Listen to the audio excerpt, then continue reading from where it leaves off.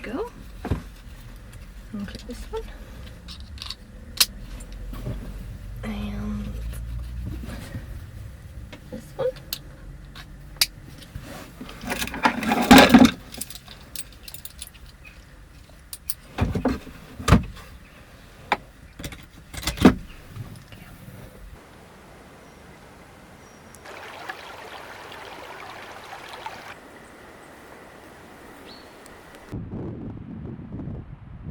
Good morning, loves. I am at the Green Locken because I decided today, I woke up and I was like, I want to go outside today. It's a nice day. It's very mild for November, probably too mild. And I haven't been up here in ages, so I've just stopped off at the Green Locken here. It's called the Green Locken because you can't really tell in this angle, but it's the algae in it makes it have like this greenish tinge, which is very like almost magical. It's a really lovely spot. And then we're going to carry on walking up through the pine forest en route to Rivone Bothy and might go beyond there. Sky's getting impatient, sat at my feet.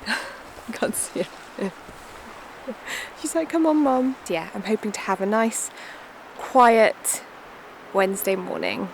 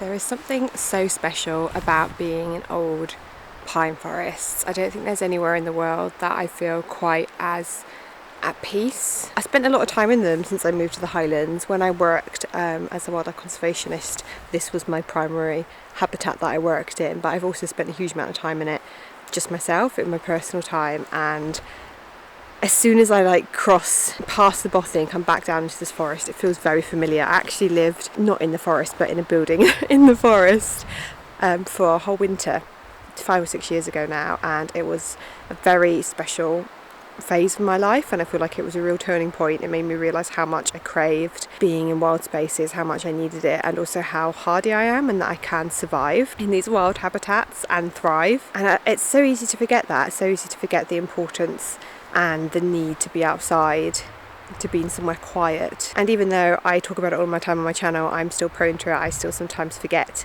how important this is. But whenever I come out, I never regret it. I don't think I've ever come out on a walk and regretted it. I just don't think that's possible. And I've barely seen anyone today. That is the upside to coming out on a random Wednesday in November, because this can be quite a popular walk, especially up to the Bothy. But now I feel like we've got it all to ourselves, which feels very, very special. We're walking for about an hour or so I think it's about time that I find a good spot for a cup of tea.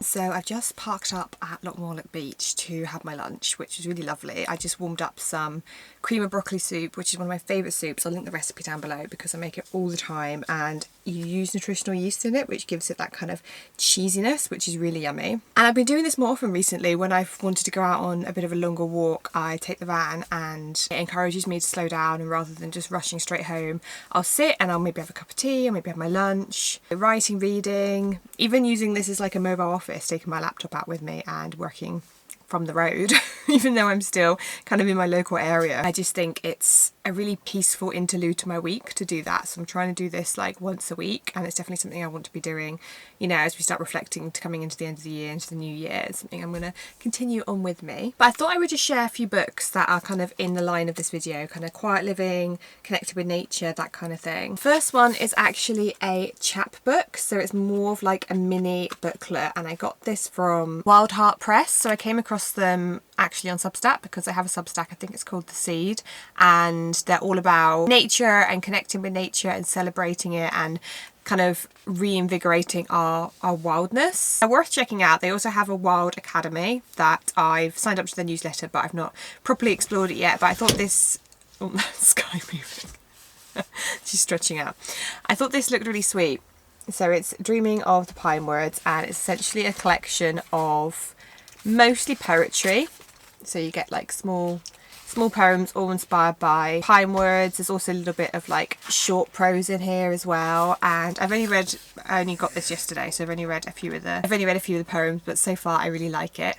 And I only got this one the other day. This is Chasing Fog by Laura Pashby, and I read Laura's work on Substack. So when I saw this was coming out, I was really excited to read it because I like her writing, but I also loved the concept of it. My partner actually got this one for my birthday, and I've just started it, but so far I'm already loving it. You can tell I've already been putting tabs in here for things I really enjoyed. And it's all about Laura's kind of experience with fog. We follow her out and about as she finds foggy places around the UK, and she delves into kind of the folklore around fog and how it's influenced our culture. It's a must read for fellow mist fog lovers, and I think it's definitely perfect for autumn and winter when we get a lot more of this kind of weather. And then finally I thought I'd give you an update on this one because quite a few of you were interested in it when I shared. I got this when I went down to Abernethy. It's called Hermit, and it is essentially a nature memoir because we're following Jade, who is the narrator in this, as you start the book where she's in a really toxic relationship, and then there's a bit of back and forth, but eventually she ends up alone and the relationship ends, and she ends up living in this like isolated barn down in Devon in South England, and we follow her journey and how she adapts to living alone but also spending a lot more time in nature and outdoors. Some of the nature writing in here was just stunning. I really love how much she linked what was going on with nature with how she was feeling and the general human experience. I think are some of the best nature writing I've read. Also, she's investigating the idea of being a hermit and what that really means, particularly in this like modern day of age where everyone's super connected. And she tells some stories about some other people that have lived as hermits, you know, in more recent years and how they've achieved that. To be honest, I was less interested in that. I was more interested in her and her story. I find that often with memoirs that then people tend to like give other experiences and examples, and I'm like, I'm invested in you at this point. I want to hear your story. Yeah, she lives in this barn for a while, and then she ends up living on Lundy. That's how it opens, with the prologue, which is this seabird island off of south of England, and she ends up actually staying there, not on purpose. She ends up staying there for a prolonged period of time during COVID. So it was really interesting to hear her different experiences of living in these kind of remote places, but she also, you know, she's from London, she spent a lot of time in cities, so she also talks about how you can adapt, I suppose, and try and still seek out wild places and quiet when you do live in a busy an area. And that's something I wish she touched on more. I feel like this is almost, I really enjoyed it, but I feel like there was more that could have been said and more that could have been teased out, but that might just be, it would have been too long if she'd done all of that. And at the end of the day, it is a memoir, so she did want to tell her story as she lived it. Yeah, it was a really interesting one, so definitely one I would recommend if you're interested in that kind of connecting with nature and living more of a solitary life, which is something I definitely do a lot of. I get quite a few questions on here about my partner because I am in a relationship. We've been together over 6 years and we do cohabit a tiny home together, so we do spend a a lot of time together, even if he doesn't feature in my videos. But we're both people that like our own space, and especially me, I think, need quite a lot of time alone, which he completely respects. And part of me getting this van was so I could do a lot more solo travel, because I really enjoy that. It feels like I can properly connect with places. You know, we do travel as well together, we go away together, and that's sort of different kind of experience. But I think being alone, or at least being just with the dog, yeah, helps me really connect more, and also helps my confidence. It shows that I can go to these places alone, you know, I don't have to do it with other people. And I think that is something that is very easy to get into a rut of not trying to push ourselves, to challenge ourselves. But I've spoke a